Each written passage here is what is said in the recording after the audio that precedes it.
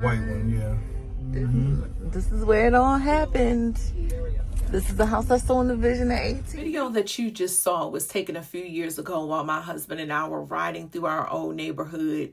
Now, initially, I was going to post this to speak on the importance of trusting God's timing, knowing that what he shows you is not just a figment of your imagination. However, it fell in my spirit to remind someone that God is a restorer, and he will not only give you what you lost, but give you something better than what you lost. Many of you know our testimony and how I met my husband. He owned a house that was in foreclosure, but while I was single, the Lord led me to sow a seed for my future home and for my husband's finances. I knew in my spirit that God was doing something amazing and that it was going to the place that he revealed that it was. However, I had no idea how all of this was going to play out. But when I met my husband and we were in the courting stage, he began to share the story of how his house was in foreclosure due to an accident that left him on disability. Now, I'm actually standing in the house at this time, and it's the first time I visited. And when I pulled up, I immediately realized that it was the house from the vision. While he's telling me the cause of the payments falling behind, I'm just thinking, number one, thank you, God, that he has integrity. You know, we could have continued, and I could have moved in after getting married and not even knowing what's going on, because some men may feel like this isn't something that I want to reveal to somebody that I'm interested in so soon. What if she thinks that I am just somebody who is not responsible? But his honesty was a confirmation of the kind of man God said that I was going to marry, which was him. He wasn't worried that I would doubt his ability to take care of me. And I believe women should be able to support themselves and handle their responsibilities even when single. And I also believe that women should have no question as to if they should cover bills or help wherever possible when life has thrown unexpected challenges your way in marriage. God forbid, man of God, that you marry a woman who is taking advantage of your support for all the bills. And when you face adversity, like losing a job or having health issues, she says, what's mine is mine, and what's yours is mine.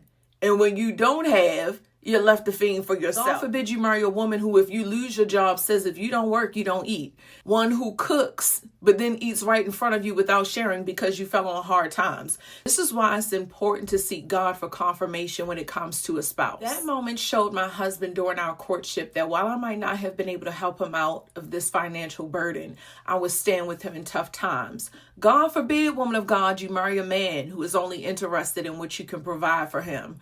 Don't commit to someone who would overlook your worth and value you only for your accomplishments, money, or degrees. You need someone who appreciates your ability to pray and connect with God. Some have abandoned women who possess uncommon favor and divine access, which are qualities that money can't buy, for someone who has a social status. Be careful of being flattered by how much a man claims to need you, especially if he can't recognize your worth, even in the spirit. If you are attracted to how much he needs you, you may be blinded by the fact that he doesn't realize how much he needs God. If he can't perceive spiritually what you have to offer, or he depends solely on worldly means and lacks a relationship with God, you may become worthless to him. That moment also showed me that this man that God told me was my husband understood that some issues can be resolved in the spiritual realm. So I want to say right here, some of the challenges you're facing may already have solutions within your future spouse.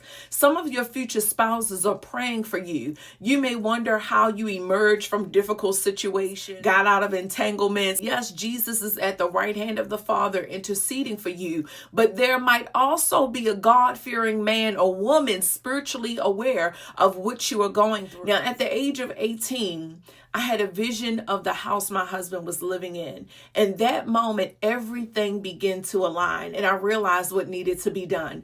I had to stand in that place and declare the word of the Lord. I envisioned myself living in that house. I had been sowing seeds toward that house. However, God also provided my husband with a divine strategy. He said, God, I'm giving this to you. I'm not holding back. I'm giving all of it. God wiped the slate clean. Instead of facing foreclosure, he received a zero balance and his payments were modified.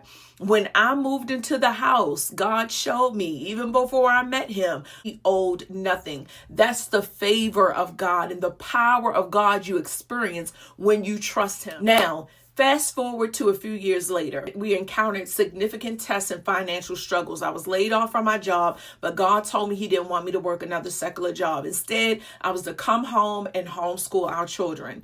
Now, we had moved out that house because it wasn't in a neighborhood we wanted to raise our children. At some point, we had to return, and the house we once lived in was now falling apart. Didn't have the money to repair it, so we had to let it go. I recorded the house in this moment to share our journey, but at that time, we were living in a house that God spoke to me about, saying, don't take anything when you go, only your clothes, you're going to have all new. So I knew this was not our permanent home, but a place that God had prepared for us for a season. So we drove through looking at the house in the video that we owned while renting another place. But God assured us that we would own again. Now here I am without a job, providing consistent income while my husband is the sole provider. I'm now homeschooling our children in the early stages of establishing businesses, trying to get everything in order. But God said what he said. And I want to encourage someone.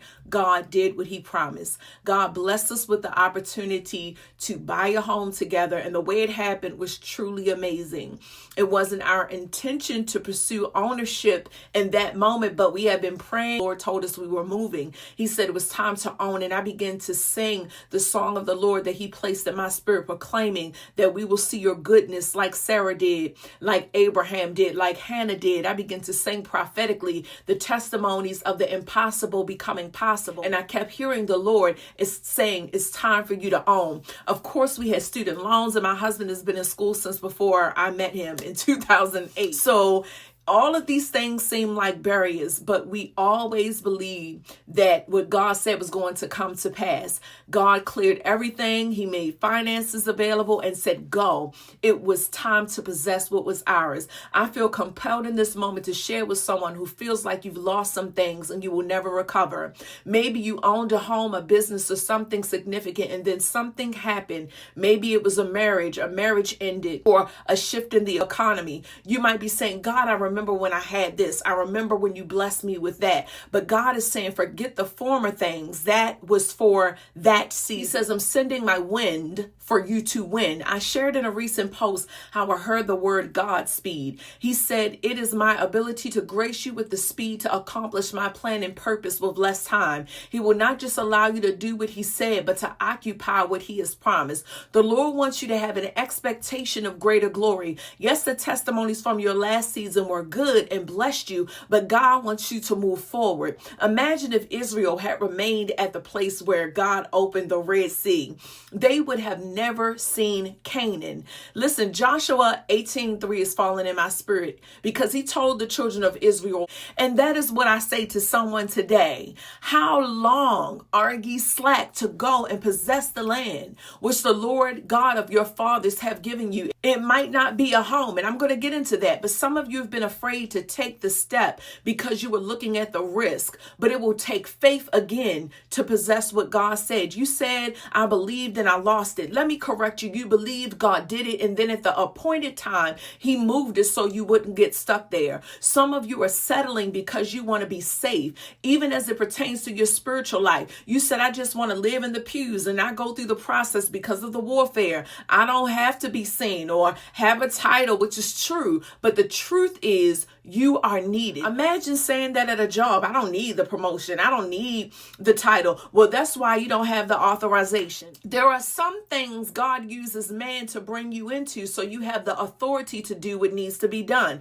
We don't need the true voices and consecrated people thinking God wants them in a cave forever. We don't need you thinking that it is his will to have you sitting in the back because it shows how humble you are. God wants some of you to cry loud. Some of you need to take the next steps for ministry. Some of you need to take the next steps for the business because there is a greater purpose behind it. It's time to move forward. Some of you came from other ministries and you're holding on to the hurt and you refuse to get involved. The word is burning within you, but you refuse to partner with your local assembly. The sting of Jezebel has you silent, but the Lord comes to say no more. People have come to you in this new place. You cannot run from the call or the warfare, Jonah. You cannot say, well, God, I did this for you in the past and I was this or that in the past, but now I just want to sit back and let the next generation run. Well, I came to tell you that you are a part of this generation. Why are you counting yourself out? God is not finished with you. Some are saying, what else is there to do? I have done so many great things in life, so I'm fine that there is no movement taking place.